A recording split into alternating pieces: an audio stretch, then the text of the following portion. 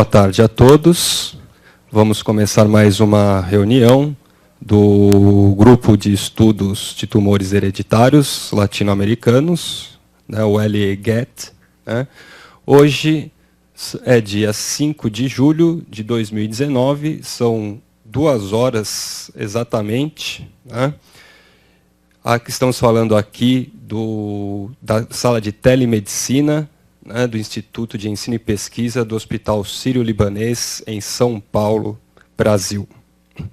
Hoje teremos aqui um tema importante, né, que é o tema câncer de pâncreas hereditário, né, uma revisão e apresentação de casos clínicos. Né, e quem irá falar sobre esse tema é o Dr. Felipe Canedo, que é médico, oncologista, né, é residente aqui do Hospital Sírio-Libanês. Né.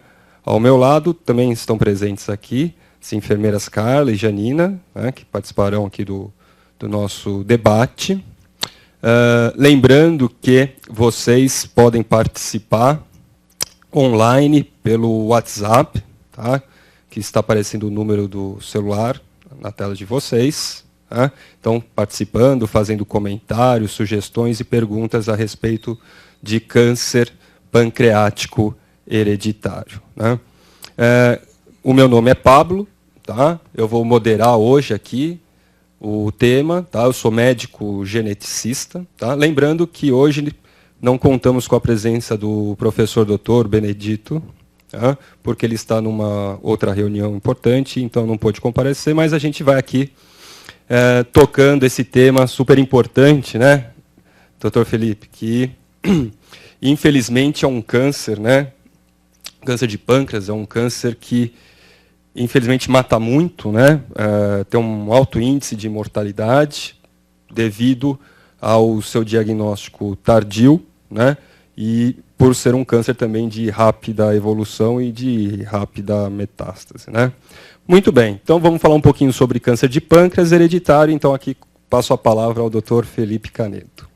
Bom, boa tarde a todos. Muito obrigado pelo convite. Queria agradecer ao Dr. Pablo e ao Dr. Benedito, que não se encontra, mas por terem me convidado para falar de um tema que tem sido cada vez mais relevante, até porque nós temos tido cada vez mais condições de tratar o câncer de pâncreas metastático, e aqui eu vou falar especificamente do adenocarcinoma, com algumas terapias novas e que se valem, inclusive, de alvos moleculares relacionados a mutações em genes de predisposição e de aumento de risco para esse tipo de câncer. Então, bem, fazendo uma breve introdução sobre o câncer de pâncreas, o câncer de pâncreas é uma doença incomum, ele perpassa aí algo em torno de 2,5% de todos os casos novos de câncer no mundo anualmente. A incidência desse câncer está por volta de 4,8 para cada 100 mil pessoas, 4,8 casos novos para cada 100 mil pessoas. Como o Dr. Pablo adiantou também, ele é um câncer com alta letalidade. As taxas de mortalidade chegam muito próximas às taxas de incidência, então você tem uma taxa de 4,4 óbitos por 100 mil, sendo assim o quarto câncer mais letal nos Estados Unidos, se a gente considera populações masculinas e femininas separadamente, e o sétimo mais letal no mundo como um todo. O câncer de pâncreas está associado a alguns fatores de risco já bastante compreendidos, como o tabagismo, com um risco relativo aí de 1,74 para aquelas pessoas que são tabagistas ativas. O diabetes mellitus, com um odds ratio aí de aproximadamente 2, e a obesidade. E as pessoas que têm um índice de massa corpórea acima de 30 têm um risco de morrer em decorrência de câncer de pâncreas de 20% a 40%, acima da população geral, ou da população com um índice de massa corpórea considerado normal. Bom, Aqui só para dar uma noção a vocês, se a gente pega pelo GlobalCam a incidência de cânceres no mundo como um todo, em 2018, o câncer de pâncreas foi responsável ali pelo 12º lugar, com quase 460 mil novos casos no ano. Porém, quando a gente olha para a mortalidade, ele passa a ser o 7º lugar em número de mortes, com 432 mil mortes em 2018 decorrentes dessa neoplasia. E o câncer de pâncreas, justamente por ser uma doença muito letal e por alguns dos fatores que o Dr. Paulo, inclusive, já comentou, nós temos ainda uma grande dificuldade em tratar a doença metastática, que é a maioria, que perpassa a maioria dos casos, e por isso mesmo não há, a princípio, grande eficácia nos tratamentos que a gente consegue, dos quais a gente dispõe para tratar esse câncer no mundo. Existe uma estimativa também da Organização Mundial de Saúde de que a incidência do câncer de pâncreas deve quase dobrar entre 2018 e 2040, com 815 mil casos estimados, 815 mil novos casos estimados para 2040, mostrando que essa doença vai ser cada vez mais importante na prática clínica. Mais de 80% dos cânceres de pâncreas são adenocarcinomas, e adenocarcinomas ductais, esse é o tipo mais comum. Então, durante a apresentação, sempre que nós tratarmos de câncer de pâncreas, nós estamos falando aqui de adenocarcinoma e não de eventuais outras histologias, como tumores neuroendócrinos, por exemplo. E a maioria dos pacientes, ao diagnóstico, já chega com doença irressecável. Mais de 80% dos pacientes apresentam uma doença, então, que é virtualmente incurável. O adenocarcinoma de pâncreas tem um prognóstico muito reservado e uma das principais explicações para isso é o fato de que essa é uma doença que gera micrometástases muito precocemente durante o seu desenvolvimento.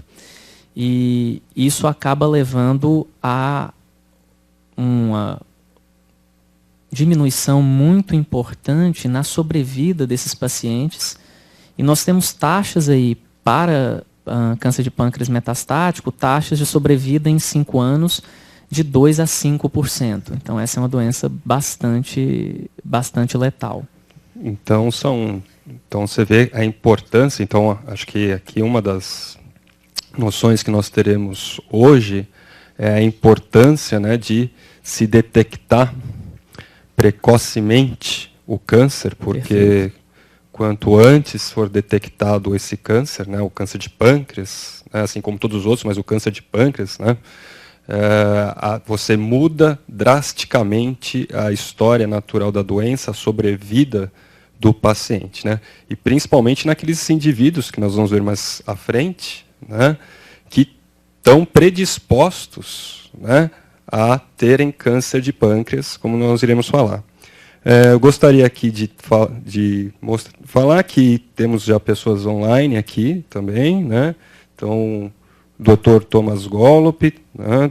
O Gleison Eduardo Oliveira, de Osasco, Deidimar Cássia Batista, de Goiânia, Brasil, né? Então, estão todos aqui online, também assistindo o nosso seminário aqui sobre câncer de pâncreas.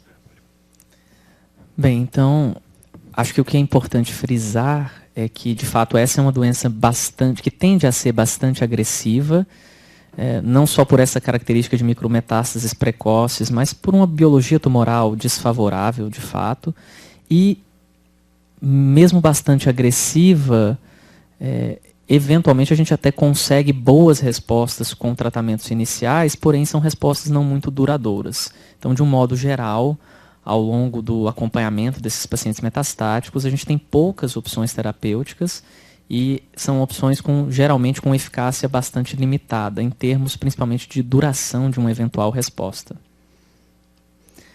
Bom, aqui trouxe esses gráficos principalmente para mostrar o seguinte: quando a gente fala de câncer de um modo geral, a gente sabe que diagnóstico precoce, acesso a tratamentos e a exames e a centros de referência costumam fazer diferença na sobrevida e nos desfechos desses pacientes.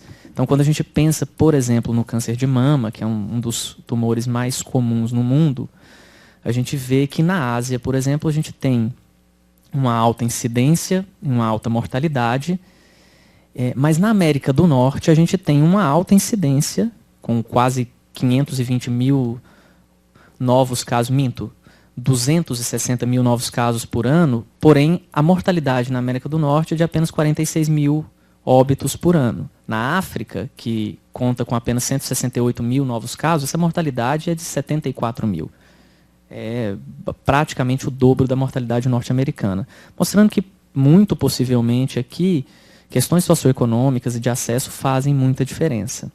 Quando a gente olha o câncer de pâncreas, no entanto, não existe diferença alguma nesse sentido, que prova, mais uma vez, que além de ser uma doença muito agressiva, mesmo com acesso a grandes centros e a exames adequados, a gente tem ainda grande dificuldade no diagnóstico precoce, e mesmo com acesso a mais recursos, a gente ainda tem opções terapêuticas não muito boas para o tratamento dessa doença. Vocês veem que realmente não há uma grande mudança, e algo que é ainda mais preocupante é o número de óbitos é muito, muito próximo do número de casos novos. Essa é uma doença que mata, e mata relativamente rápido os pacientes acometidos. Bom, de um modo geral, por esses motivos todos, é que a gente pensa que o rastreamento e a detecção da doença precoce, assintomática e, portanto, potencialmente curável, deva ser algo que leve, de fato, a melhorar esses desfechos, já que a gente não consegue tratar muito bem a doença metastática ainda. Pelo menos a gente tenta tratar a doença num período em que ela é eventualmente menor e ainda não gerou uma quantidade de metástases mais volumosa, ou eventualmente tratar, inclusive, os precursores dessa doença, que são, por exemplo, lesões pancreáticas, císticas, IPMNs e afins. Pensando nisso, é que se torna muito importante identificar esses pacientes de alto risco para desenvolver câncer de pâncreas, até para podermos propor para esses pacientes estratégias de screening individualizadas e que permitam um diagnóstico e um tratamento precoces. Bom. Então, só falando aqui, nós temos então a doutora Elizabeth Lemos Silveira Lucas, geneticista, de Porto Alegre, também está online. Dr. Thomas Gollop, aqui de São Paulo, online. Né? A Deidmar Cássia Batista, de Goiânia, está online. Muito bem, então, o câncer de pâncreas, sem dúvida nenhuma, é um câncer extremamente letal. E existem aí diversos fatores de riscos, né, que levam, né, a um câncer de pâncreas, né?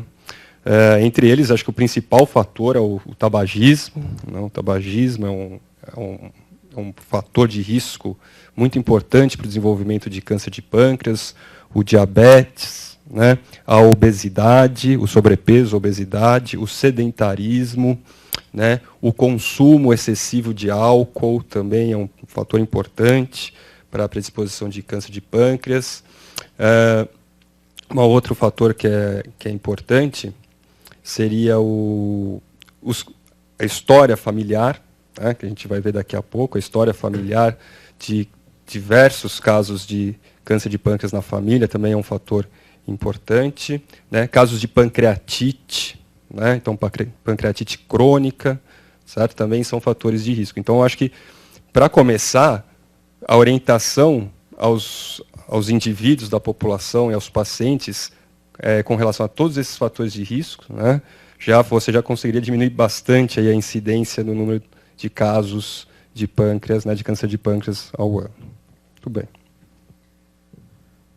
Bom, então agora a gente incluiu aqui alguns casos clínicos da instituição com seus respectivos heredogramas, e a gente vai comentar um a um, tentando trazer à tona um pouco alguns dos principais genes relacionados a um aumento de risco para câncer de pâncreas, e em seguida eu vou tentar fazer uma revisão mais abrangente das síndromes hereditárias relacionadas e desses riscos associados. Então vamos lá, como o Dr. Felipe falou, nós trouxemos alguns casos aqui para exemplificar. O nosso primeiro paciente é um paciente que nos procurou com câncer de pâncreas aos 69 anos, que fez o teste germinativo e encontrou o TP53. Tinham 2 irmãos, um testou, teve o câncer de cólon aos 63 anos e não identificou a variante. A irmã com câncer de mama aos 44 anos, a irmã com câncer de mama aos 44 anos, deu positiva para a variante, então, TP53. A filha foi testada com 42 anos, sem histórico de câncer, deu TP53 patogênico, então ela acompanha aqui conosco. A mãe, né, dos 3, então, câncer de mama e pulmão. Mama aos 40 anos e pulmão aos 73. Ela não testou ainda conosco. Então, temos aqui um heredograma, né, de 1, 2, 3, 4, 5 gerações, né, na qual o probando é um homem, né, sexo masculino, que teve câncer de pâncreas aos 69 anos.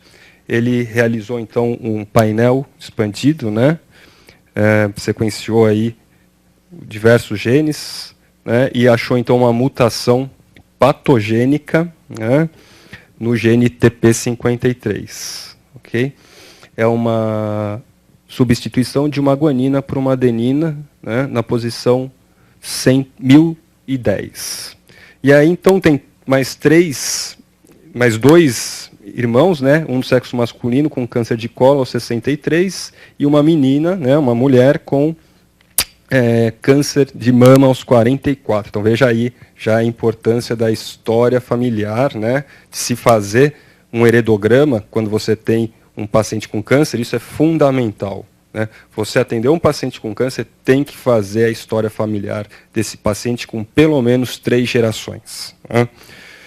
Muito bem. E aí o que nós vimos então é que a irmã, de 70 anos agora, né, tem a mutação, e ela tem uma filha, né, de 42 anos também com a variante patogênica. E a mãe não foi testada. E curioso é que do lado materno, então do lado da mãe, nós temos aí também, né, diversos casos de câncer. Né? Então tem o irmão da mãe da probanda, né, que seria o tio, com câncer de estômago aos 40 anos. Né? Esse tio, né, tem 2 netos, um com tumor de tecido mole, deve ser um osteosarcoma, um sarcoma, e um outro com câncer de estômago aos 45 anos. Né? A probanda também tem um primo que faleceu de leucemia aos 50 anos. Tem um outro primo que faleceu de leucemia também. Né? E tem aqui um parente já mais distante, uma menina aqui com um câncer de mama aos 35. Né? Quer dizer, então essa família, sem o teste genético, ela preenche critérios clínicos, né, para a síndrome de Li-Fraumeni. Né? Síndrome de Li-Fraumeni. Certo? Na qual o tumor de pâncreas faz parte aí dessa síndrome. Né? Quer comentar alguma coisa? Não.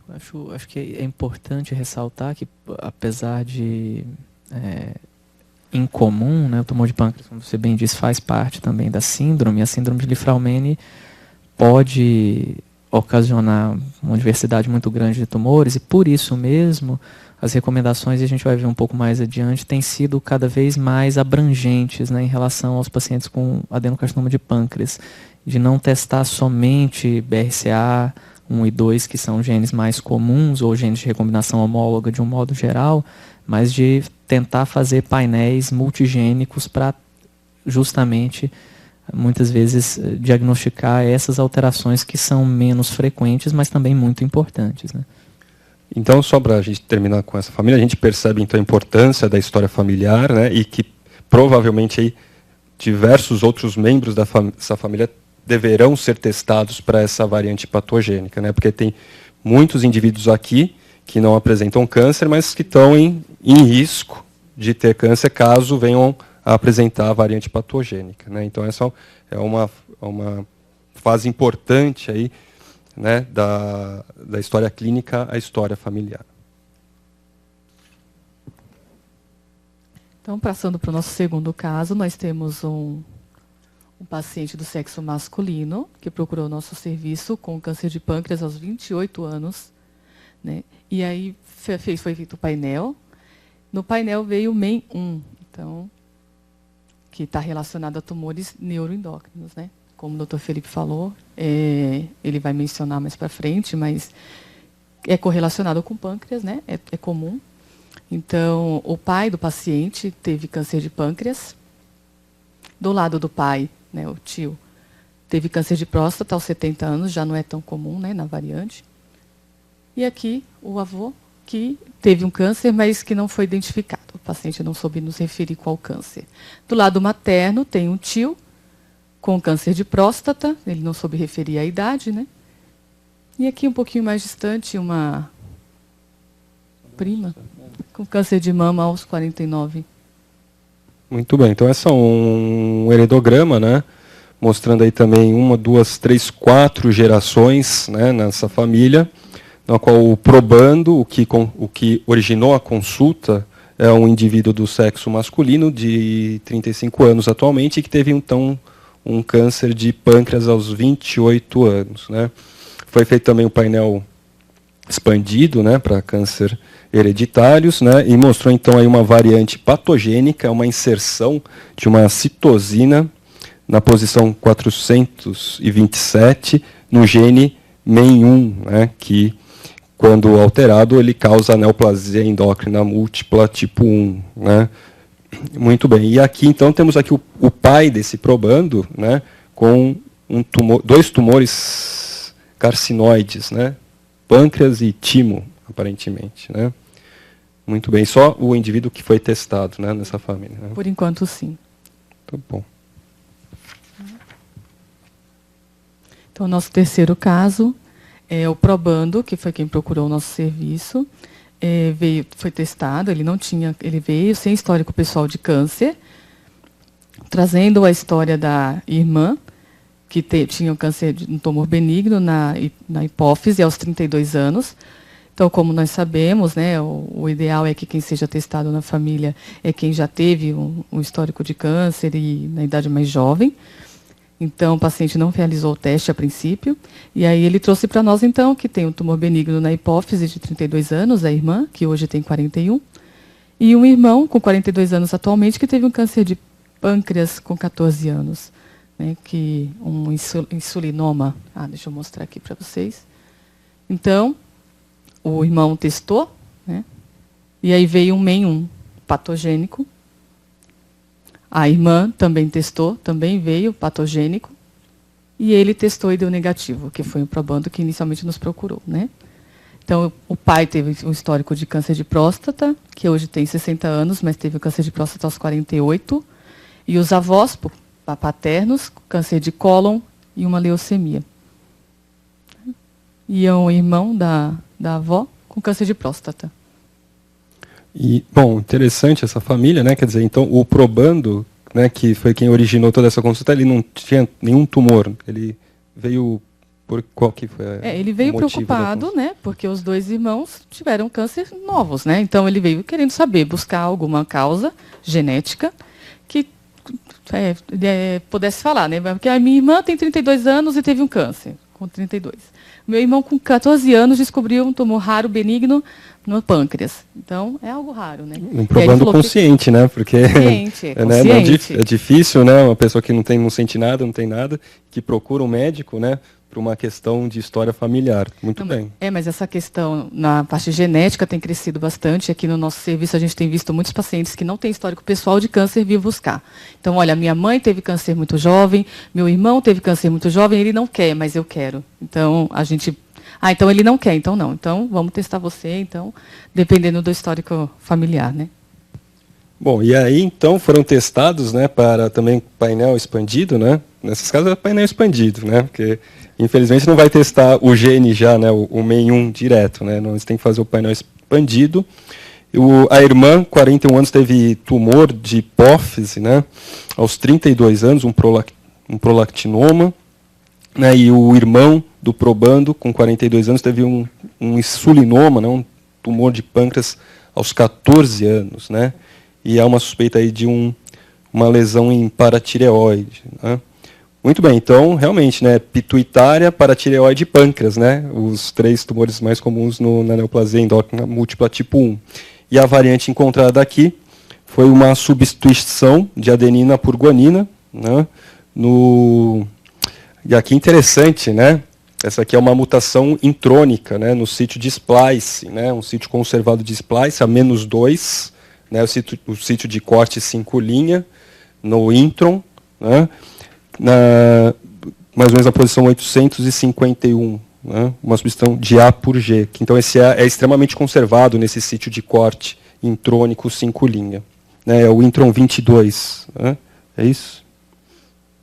Muito bem, e aí a gente tem uma história paterna com diversos casos de câncer, e a história familiar materna aparentemente não tem nenhum caso de câncer, né, então provavelmente aí esse alelo mutado, né, essa variante está vindo pelo lado paterno. Então o pai deveria ser o próximo a ser testado nessa família.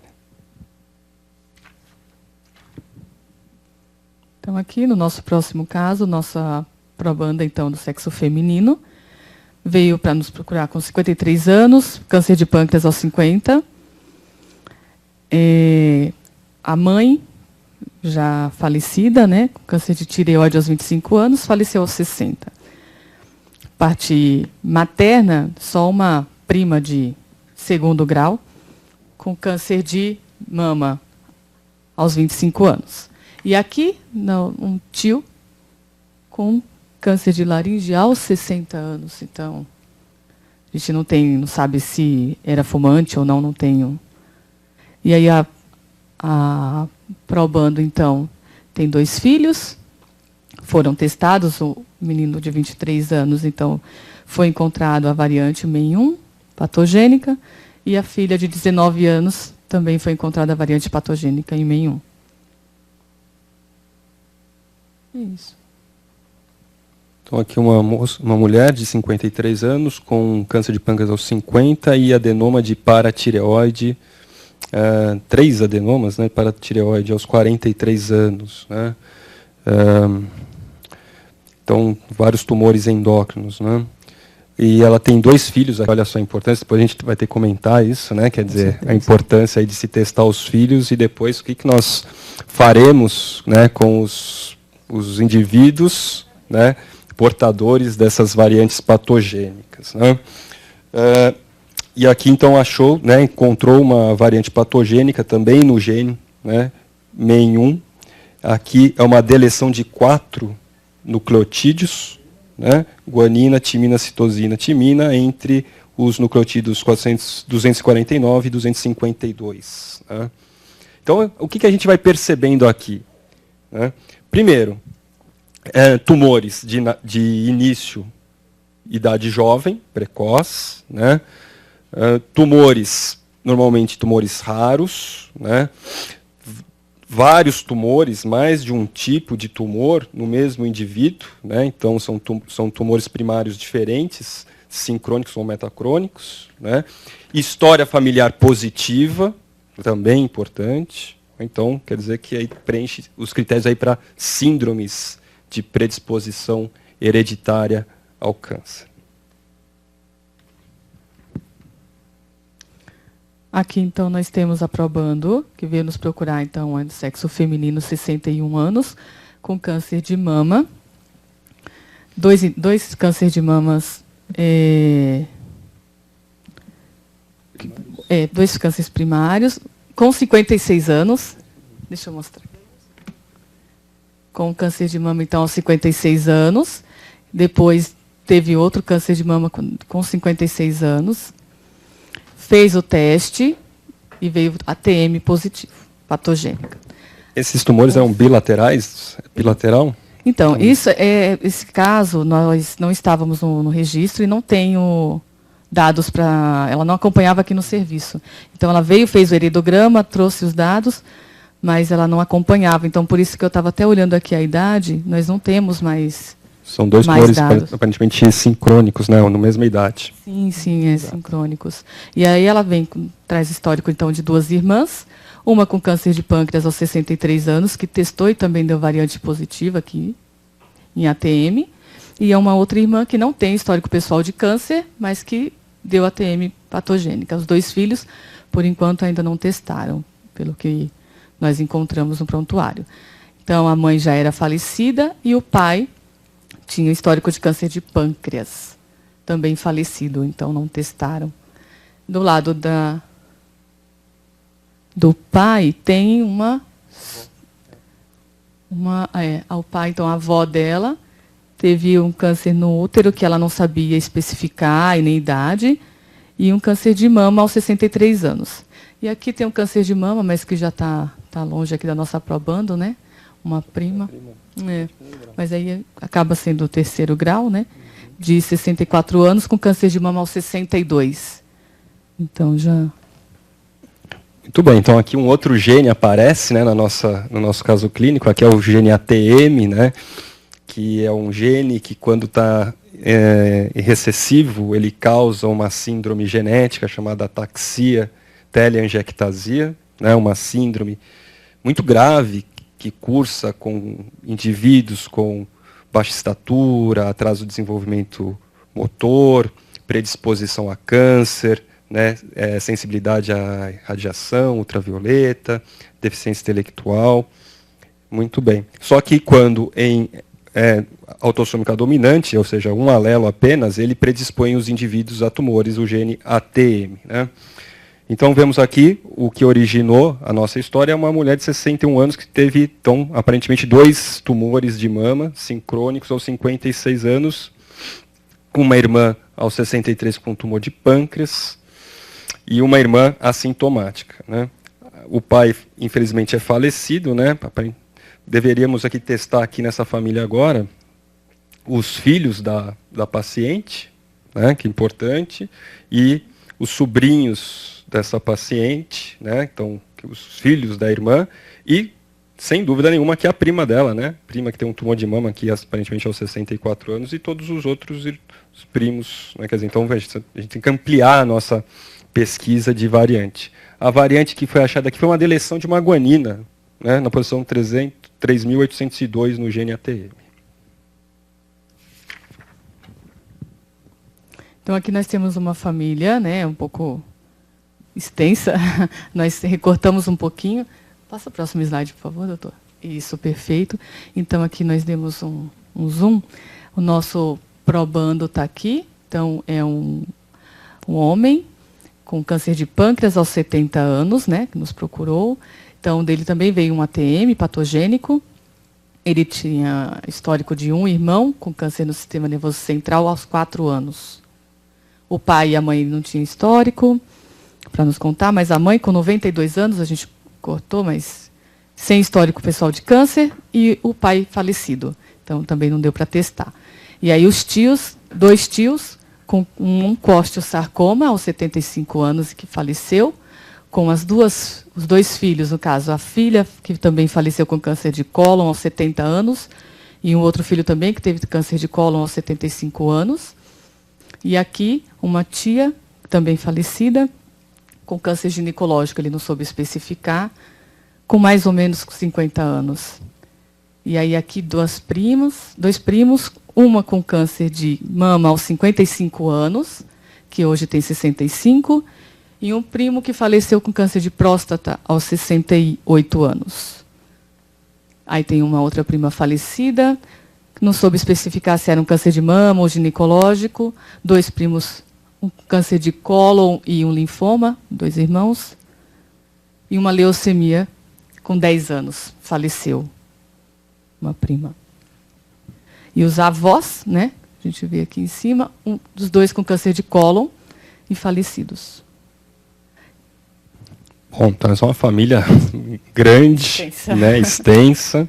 Assim que é bom, né? Quando a gente fala de síndromes de predisposição hereditária ao câncer. Quanto maior a família, né, nos ajuda mais a tentar chegar num diagnóstico clínico, né, de síndrome de predisposição hereditária ao câncer. Então, a gente vê aqui que é uma família que apresenta aí múltiplos tipos de câncer, né? Quer dizer, é uma infinidade aqui enorme de cânceres, embora a gente pode ser que nem todos estejam relacionados, né, a variante que foi encontrada no probando, é isso, né? Foi encontrada, então, a variante patogênica no gene ATM também, né? É uma deleção entre os nucleotídeos 7.504 e 7.504, isso, e 7.510. Né? Então, é uma deleção de 6 nucleotídeos. Né?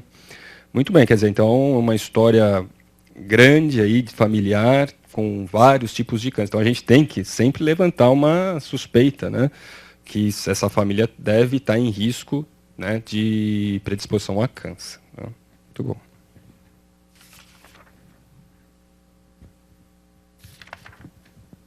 Então, nossa próxima família é uma probanda, então, do sexo feminino. Ela veio com câncer com 50 anos, com câncer de mama aos 46, triplo negativo. Então, pela idade jovem, foi pedido um painel, né, amplo também, e veio um BRCA1 patogênico. Então, no histórico de câncer, no histórico familiar dela, então ela tem uma tia com câncer no útero, que ela não soube especificar, útero, ovário, aos 52 anos, que é falecida, e um tio com câncer no pâncreas aos 84 anos, tá aqui, também falecido. E aí o avô com câncer no estômago, em média aos 72 anos. Não é uma história tão extensa, né? Mas com cânceres chamam a atenção. Sim, essa é uma mulher de 50 anos que preenche o critério, né, para a pesquisa de mutação, né, principalmente em gene BRCA1 e BRCA2, né, já que é uma mulher que teve câncer de mama aos 46 anos, triplo negativo. Né, e aí foi feito o painel, provavelmente, né, e achou então uma variante patogênica, uma substituição de uma timina por uma adenina, na posição 188 do gene BRCA1. Né. A história familiar dessa paciente não chama muito atenção. Né? Quer dizer, na verdade, o teste seria indicativo nela mesmo pela história pessoal dela de câncer de mama em idade jovem, triplo negativo. Mas se a gente for ver a história familiar da probanda mesmo, não é uma história que nos chame muita atenção. Bom, e aqui, então, temos que testar, né, os irmãos, o pai e a mãe. Mas aqui também podemos pensar que seja uma mutação nova, né, também. Isso a gente sempre tem que levar em consideração, né, que a paciente tem uma mutação nova no gene BRCA1 e não uma mutação herdada. Né. Muito bom. Que reforça, inclusive, a necessidade da gente testar esses pacientes que têm uma história pessoal que já denotam alto risco e muitas vezes sem uma história familiar tão relevante, né? Inclusive no câncer de pâncreas. Isso. E aqui, também. porque a gente trouxe aparentemente esse heredograma, já que nós estamos falando de câncer, né, pâncreas hereditário, é porque tem aqui uma história de um tio, né, da probanda que faleceu aos 64 anos por câncer de pâncreas. Okay? Bom, também gostaria de... Então, aqui, quem está com nós aqui acompanhando o nosso curso aqui, o nosso grupo, o Dr. Thomas Gollop, a doutora Elizabeth Lemos, de Porto Alegre, a Deidimar Cássia Batista, de Goiânia. Se tiver dúvidas, sugestões, comentários, pode mandar para nós online, que a gente vai tentar responder aqui as dúvidas e os comentários. Então, o nosso próximo caso é de uma paciente do sexo feminino, que nos procurou com histórico de câncer de ovário aos 61 anos. Hoje ela tem 68 anos. Foi feito um painel ampliado, onde veio BRCA2 patogênico. Então, aqui eu tenho uma irmã com câncer de pâncreas aos 61 anos, falecida. A mãe com câncer de mama aos 54 anos e bexiga aos 75. A tia. Ah, não, aqui é a prima, né? Isso. Então, aqui só o avô, né? Com câncer de próstata aos 75 anos. Uma tia-avó com câncer de cólon, falecida. E uma prima aqui, distante, com câncer de mama. Então, entra aqui no meio. E foi isso. A filho dela testou. Tem 47 anos do sexo masculino, veio o BRCA2 patogênico, e ainda o outro filho ainda não testou. É isso. Bom, então aqui a gente vê nesse heredograma, né? Então uma mulher com câncer de mama, de ovário, desculpa, aos 61 anos. Então, câncer de ovário tem que testar BRCA1, BRCA2, né? E achou mutação, então, uma variante patogênica no gene BRCA2, uma deleção de uma timina, né? A gente, provavelmente vamos ver daqui a pouco, que BRCA2 é um fator de risco para câncer de pâncreas, né? E a gente tem realmente aqui uma irmã falecida por câncer de pâncreas. Será que ela era portadora?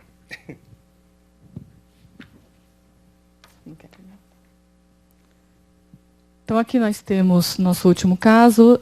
Quem veio foi uma paciente do sexo feminino, que teve um câncer de fígado aos 65 anos. Hoje ela tem 68 anos.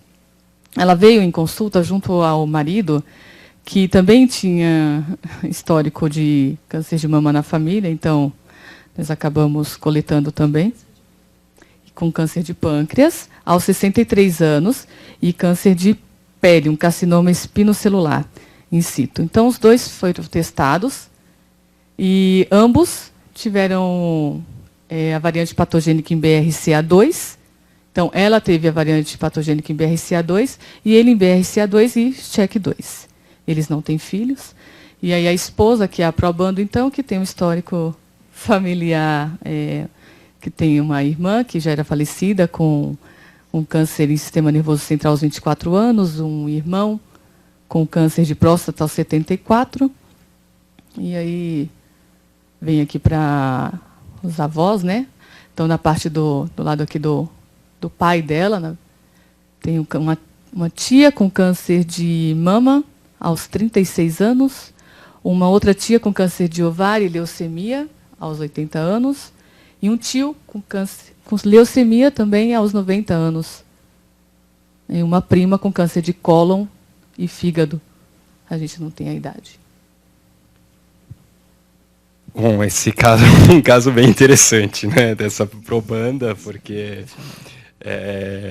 aqui a gente está em risco alto, né? E é interessante que eles não tiveram filhos, né? Porque o aconselhamento genético para essa família é extremamente complicado, mas como eles já passaram da idade reprodutiva, né? O marido da probanda tem 63 anos e a probanda tem 68, né? E a probanda tem variante patogênica em BRCA2 e o marido tem duas variantes patogênicas, né? Uma em BRCA2 e uma em CHEK2, né? Quer dizer, então, essas coisas podem acontecer, né? Você encontrar um parceiro, né? Um companheiro que também tenha variantes patogênicas. Quer dizer, e a gente percebe aqui que a história familiar dos dois, tanto da probanda quanto do marido dela, né? Quer dizer, são histórias também com diversos casos de câncer, né?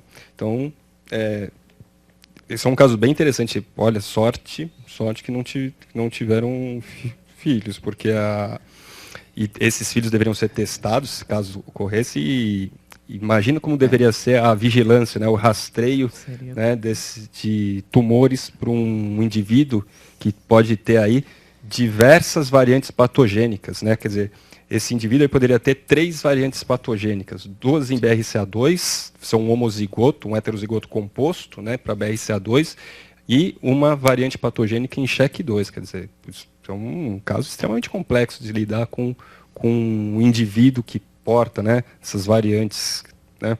Mas, aparentemente, não ocorreu nada, né? Então, aqui uma variante em BRCA2 também. Sim. Então, esse é o nosso último heredograma, né? Quer dizer, os casos clínicos aqui muito bons, né? Muito interessantes. Tivemos casos, né, famílias com mutações em genes mesmo, né, que predispõem a tumores de pâncreas, né? ATM, BRCA2, MEN1, né? Então, parabéns, são casos muito interessantes dessas famílias. Eu acho muito ilustrativos realmente da heterogeneidade que a gente vê nesses pacientes com câncer de pâncreas hereditário, né, que é o que, na verdade, motivou algumas das mudanças que eu vou comentar agora nos guidelines mais recentes para teste e rastreio desses pacientes. Então, bom, agora, passando a uma revisão geral do câncer de pâncreas hereditário, há uma impressão mais atual de que até 10%, eventualmente até mais do que isso, os casos de adenocarcinoma de pâncreas possam ter correlação com alguma síndrome de predisposição de risco, né, hereditária. E é importante notar que as variantes patogênicas germinativas em genes de predisposição de risco ao câncer de pâncreas são encontradas aí em algo como 4 a 20% dos pacientes. Então, de fato, não é uma frequência desprezível. E essas variantes, também a depender do gene e da penetrância, claro, podem estar associadas a riscos ao longo da vida que variam aí e chegam até 40%. Então, é um risco também bastante alto para determinados genes associados. Pensando nos indivíduos com uma história familiar mais importante, a gente vê que aqueles que têm até 2 parentes de primeiro grau com adenocarcinoma de pâncreas têm um risco aí de 6,4 vezes maior do que a população geral, com um risco ao longo da vida de até 12% de desenvolver adenocarcinoma de pâncreas. E se ele tem 3 ou mais familiares de primeiro grau acometidos, esse risco aí sim pode chegar até 40%, 32 vezes maior do que a população geral. Porém, para quase 90% das famílias que preenchem critérios para uma síndrome hereditária de adenocarcinoma de pâncreas, para quase 90% dessas famílias, o teste não encontra necessariamente uma mutação patogênica.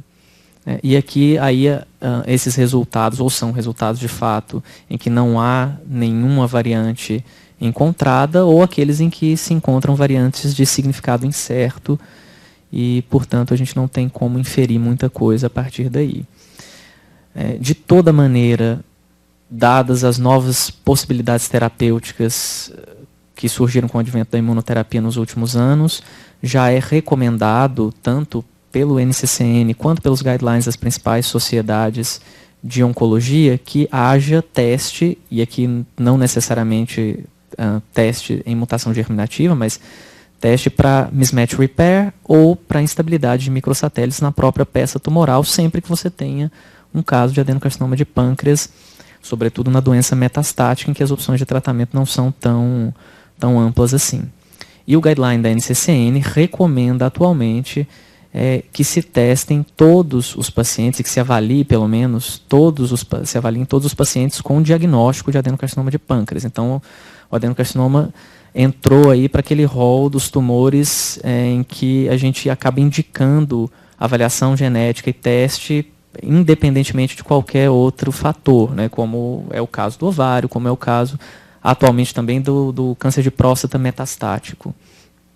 E, a princípio, eu vou trazer aqui as principais recomendações dos guidelines mais recentes. A princípio, a ASCO divulgou no começo desse ano, em janeiro, uma nova recomendação.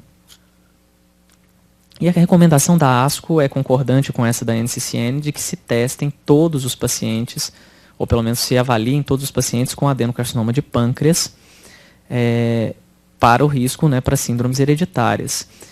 E o guideline coloca algo que o Dr. Pablo mencionou também no início, de que é muito importante a gente sempre, ao fazer isso, revisar a história familiar desse paciente, incluir todos os tipos de tumor, os tipos histológicos e as idades de diagnóstico para pelo menos os familiares de primeiro e segundo grau desse paciente. E aqui esse é um slide de uma apresentação feita pelo Dr. Robert Pilarski no encontro da ASCO deste ano, em que ele tratou de câncer de pâncreas hereditário, sobretudo relacionado a BRCA1 e 2.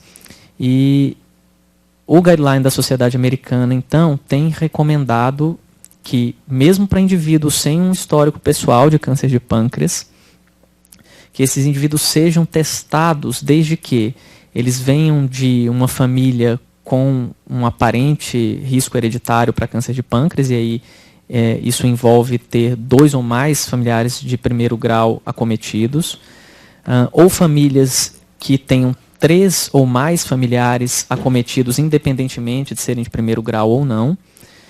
Para aqueles que preenchem critérios para testagem de outras síndromes genéticas e que, obviamente, tem associação com um risco aumentado de câncer de pâncreas.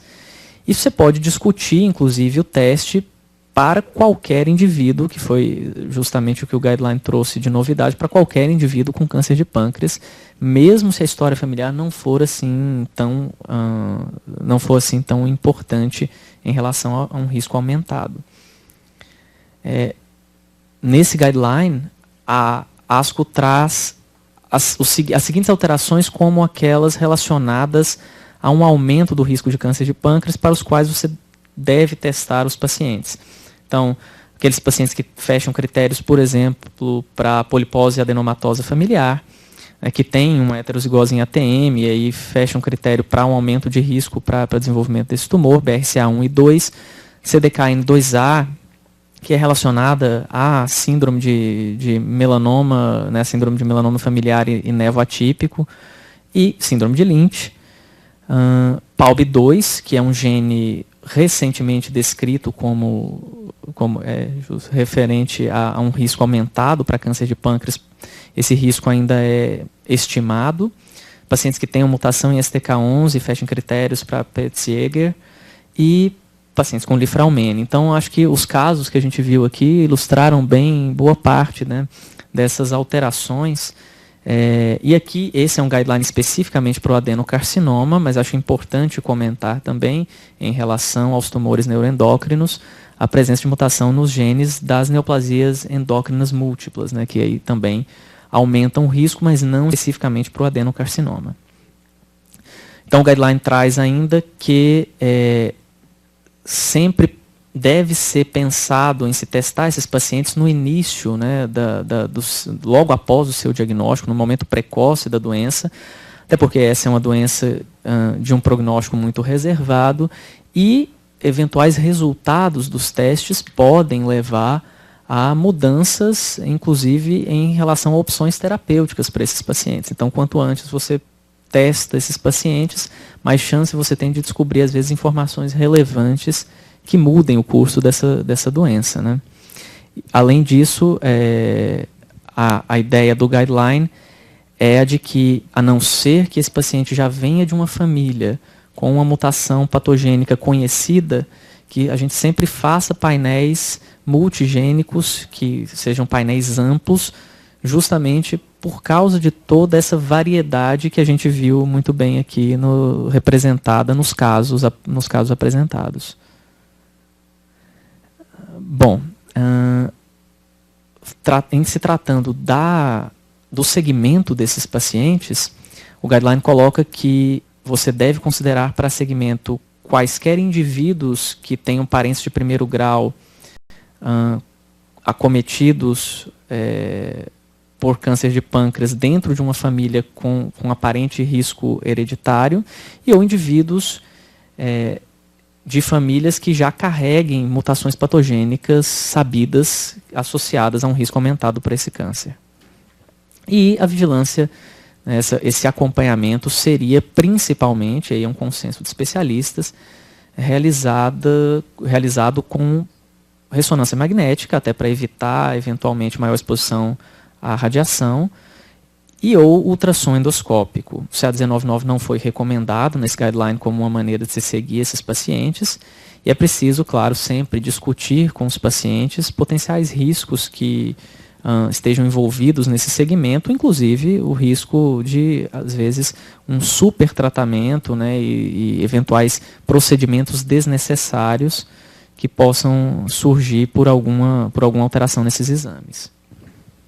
Agora, o interessante, né, doutor Felipe, é que eles falam, né, quais os exames que você deve realizar para o rastreio, né, para a vigilância, né, do câncer de pâncreas, mas eles não colocam a idade de início e a periodicidade que se deve iniciar e fazer os exames de vigilância, né? Eu trouxe até alguns outros guidelines justamente para tentar complementar isso, porque o guideline da ASCO, acho eu, até por isso é uma questão em aberto prefere não se comprometer nesse sentido de idades específicas, né?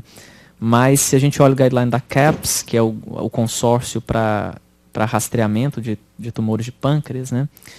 E o guideline do American College of Gastroenterology, que é o próximo que eu vou comentar, eles já dão algumas ideias um pouco mais claras quanto a isso. Então, se a gente vê aqui o guideline da CAPS, o que ela fala é, novamente, ela recomenda como métodos principais o ultrassom endoscópico e a ressonância magnética para avaliar esses pacientes em longo prazo.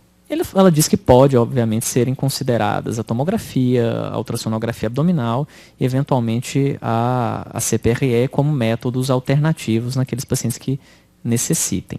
E aí, aqui sim, ela nos dá uma ideia um pouco melhor dessa periodicidade. Então, o que a CAPS coloca é que, a princípio, essa vigilância poderia ser feita anualmente para aqueles pacientes cujos exames não tenham nenhum achado anormal, de entre 6 e 12 meses de intervalo naqueles pacientes que tenham eventuais cistos, porém cistos com características pouco suspeitas. Porém, naqueles pacientes que detectam eventuais lesões sólidas, caso seja optado por não se intervir imediatamente, esses pacientes deveriam ter um follow-up mais rigoroso com exames pelo menos a cada 3 meses. E se há alguma alteração do calibre do ducto pancreático principal, principalmente, claro, aí, uma redução nesse calibre do ducto, aí também, mesmo que não haja nenhuma imagem visível, a recomendação é de se repetir a imagem em 3 meses, porque pode haver ali alguma lesão inicial que esteja causando essa redução. Em relação ao guideline do American College of Gastroenterology, o que eles dizem é que eles consideram indivíduos com risco maior para essas síndromes hereditárias, aqueles que já têm alguma síndrome associada ao risco de câncer de pâncreas, aqueles que têm mutações eventuais associadas também ao risco, a um risco aumentado, 2 familiares com câncer de pâncreas, sendo um familiar de 1º grau pelo menos, ou 3 ou mais familiares, não necessitando necessariamente serem de 1º grau, ou aqueles pacientes, e aqui vem um outro fator de risco importante, com história de pancreatite hereditária, que é outra síndrome bastante relacionada a um risco aumentado para a doença. E aí o que eles colocam é que, apesar da gente saber que há um risco aumentado nos pacientes com BRCA1, 2, PALB2, ATM e naqueles pacientes com Lynch, eles só recomendam o segmento mais específico para aqueles que têm a mutação, mas já tem algum familiar de 1º ou 2º grau com câncer de pâncreas, porque eventualmente essa pode não ser a manifestação na família daquela síndrome, e aí talvez a vigilância não seja tão necessária. Novamente, a gente vê o ultrassom endoscópico e a ressonância como os exames recomendados, e aqui ele coloca algumas coisas. Ele acha que para aqueles pacientes que não têm outros riscos, a idade inicial poderia ser 50 anos. Para aqueles que já têm algum caso na família, a idade teria que ser 10 anos antes da idade de diagnóstico da pessoa diagnosticada com câncer de pâncreas. E para aqueles que têm Peutz-Jeghers, a idade teria que ser 35 anos. Então aqui acho que já fica um pouco mais bem definido. Mas esse é um guideline de 2015. Eu acho que talvez eles revisem um pouco alguns conceitos em relação a isso. Em relação às lesões císticas que possam aparecer nesses exames, o guideline coloca que toda lesão cística deve ser avaliada por uma equipe multidisciplinar, que tenha algum cirurgião experiente, para que haja a ponderação de se ressecar ou não essa lesão, já que esses pacientes provavelmente têm um risco maior do que a população geral de transformação dessas lesões em adenocarcinoma. Aqui, novamente, um slide do Dr. Robert Pilarski, que mostra um pouco daquilo que a gente já falou, né? Mas só para mostrar um pouco dos riscos em relação a cada um desses genes. Então, para a ATM, ele considerou esse risco ainda não muito bem definido. Para BRCA1, um risco de 2 a 4 vezes maior do que a população geral. Para BRCA2, 3 a 8 vezes. E aí, quando a gente vê algumas mutações, como CDKN2A, esse risco chega a 22 vezes. E STK11, 132 vezes. Né? É impressionante mesmo, né, o risco que gera para o câncer de pâncreas, predispor o câncer de pâncreas na mutação no STK11, né, que é o gene que causa a síndrome de Peutz-Jeghers, né. Então a gente percebe mesmo que não há um consenso, né, entre as várias sociedades, né, e o que eles realmente falam é que você tem que a vigilância com relação ao câncer de pâncreas depende muito da síndrome, da história familiar, de quantos indivíduos afetados há na família, né? Então, doutor Felipe Canedo, eu gostaria de agradecer muito a sua apresentação, foi uma apresentação excelente, está de parabéns, espero que você apareça aqui mais vezes aqui para nos presentear com essas apresentações, que foi muito bem explicativo. Acho que todos nós que participamos hoje aqui aprendemos muito sobre câncer de pâncreas hereditário. Eu gostaria de agradecer também a participação online, né, das pessoas, principalmente aqui do Márcio Valério Costa, de Pelotas, Rio Grande do Sul, Dr. Thomas Gollop, de São Paulo, Dr. Elizabeth Lemos, de Porto Alegre, né, Decimar Cássia Batista, de Goiânia, Brasil.